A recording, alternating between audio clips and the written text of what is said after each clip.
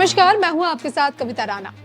Malegaon blast पर NIA अदालत के फैसले ने यह साबित कर दिया कि आतंकवाद भगवा तो बिल्कुल नहीं होता। सोचिए कि 17 साल पहले भगवा को बदनाम करने के लिए भगवाधारियों पर बम ब्लास्ट का आरोप लगाया गया और यूपी के कार्यकाल में भगवा आतंकवाद की पूरी स्क्रिप्ट लिखी गई, जो साल 2025 में यानी कि इसी साल फर्जी निकली। और अब जब विघटनकारी ताकतों ने कट्टर हिंदू के नाम पर समाज में भ्रम फैलाने का कार्य किया, तो ऑटो पायलट मोड में रहने वाले संघ प्रमुख मोहन भागवत ने कट्टर हिंदू का मतलब समझा दिया। उन्होंने साफ शब्दों में समझाने की कोशिश की कि कट्टर हिंदू होने का मतलब दूसरों का विरोध तो करना बिल्कुल नहीं है, क्योंकि हिंदू धर्म का सार सभी को गले लगाने में ही निहित है। और इसी सार के सबसे खूबसूरत पिक्चर हर साल रक्षाबंधन के मौके पर दिखती है।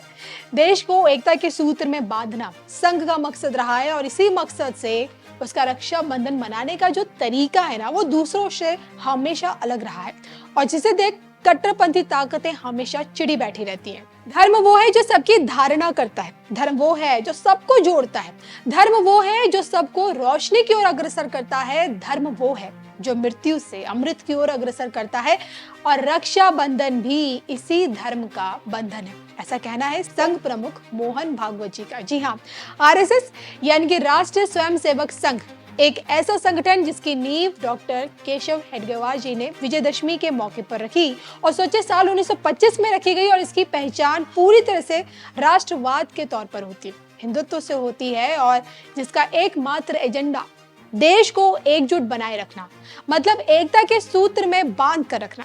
दुनिया की इकलौती ऐसी सबसे बड़ी स्वयंसेवी संगठन है जिसकी दुनिया भर में सोचिए 60,000 से भी ज्यादा संस्थाएं हैं, तो वहीं 90 लाख से भी ज्यादा स्वयंसेवक इससे जुड़े हुए हैं।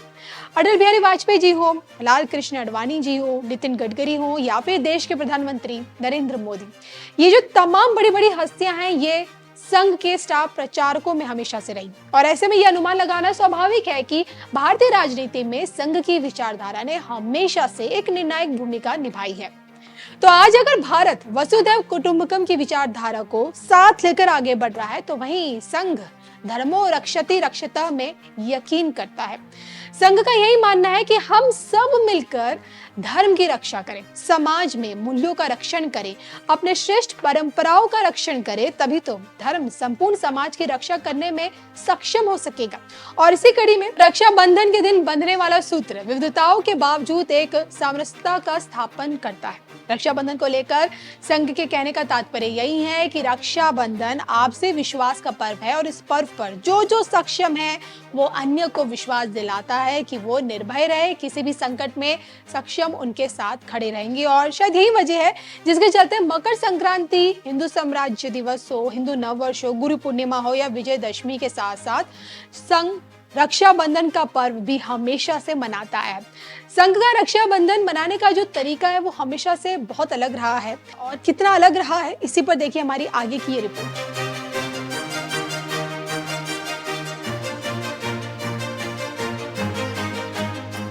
संघ के वार्षिक उत्सवों में से एक रक्षाबंधन। संघ का रक्षाबंधन मनाने का निराला तरीका, प्रेम से सबको जोड़ेंगे, मर्यादा को नहीं तोड़ेंगे। देखिए सिर्फ धर्म ज्ञान पर। भाई बहन के पुनीत रिश्ते का प्रतीक रक्षाबंधन सनातन संस्कृति का एक बहुत ही अनमोल हिस्सा है और सारे तीज त्योहारों में एक ऐसा पर्व है जो भाई बहन के रिश्ते को जिंदगी भर के लिए बांधे रखता है। लेकिन संघ की शाखाओं में भी रक्षाबंधन का पर्व बड़ी धूमधाम से मनाया जाता है, लेकिन यहाँ रक्षा सूत्र बांधने का जो तरीका है वो थोड़ा सा अलग हो जाता है। रक्षाबंधन के मौके पर संघ का मकसद होता है समाज में सामाजिक समरसता का संदेश देना। पिछली बार भी संघ की शाखाओं में राष्ट्र ध्वज को रक्षा सूत्र बांधकर राष्ट्र रक्षा का संकल्प लिया गया था। हर वर्ष रक्षाबंधन मनाकर आरएसएस यही संदेश देता है कि रक्षा सूत्र का आशय केवल भाई बहन के बीच का नहीं है, बल्कि व्यक्ति व्यक्ति के बीच इस रक्षा सूत्र का प्रयोग होना चाहिए, जिससे कि समाज में प्रत्येक व्यक्ति एक दूसरे की रक्षा करने का संकल्प लेकर उसके साथ रहे। और जब कभी आवश्यकता पड़े तो जिस तरह से लोग अपने परिवार और अपने लोगों की रक्षा करने के लिए खड़े रहते हैं, वैसे ही समाज के प्रत्येक व्यक्ति को एक दूसरे के रक्षा के लिए रक्षा सूत्र बांधकर उसके रक्षा के दायित्व का निर्वहन करने की शपथ लेनी चाहिए। कुल मिलाकर देखा जाए तो प्रत्येक रक्षाबंधन के मौके पर स्वयं सेवक रक्षा सूत्र बांधते हैं और जिसको बांधते हैं जीवन भर उसकी सुरक्षा का दायित्व अपने ऊपर लेते हैं, क्योंकि ये बंधन परिवार का है और ये परिवार हमारा भारत राष्ट्र है।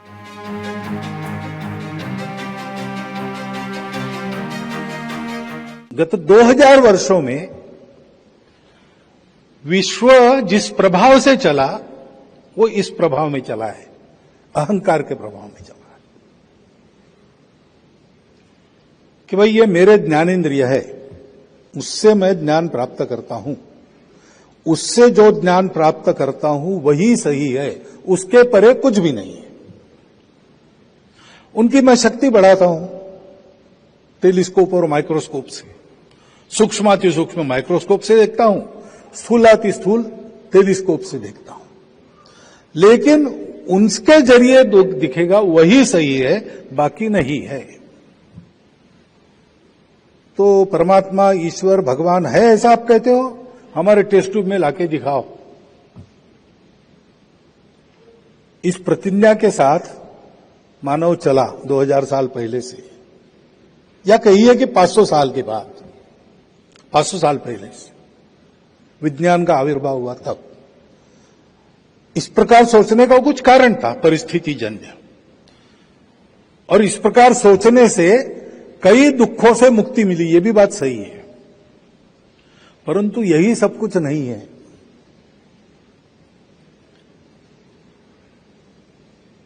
विज्ञान का भी एक दायरा है, उसके आगे कैसे जाना, उसके आगे कुछ नहीं है ऐसा मानना गलत है। अब यहां इंग्लिश लिटरेचर वाले विद्वान होंगे, लेकिन शेक्सपियर का एक वाक्य है, किसी को कहा उसके एक पात्र ने नाटक में कि विश्व में तुम्हारे फिलॉसफी से अधिक बहुत कुछ चमत्कार है जो तुम नहीं जानते।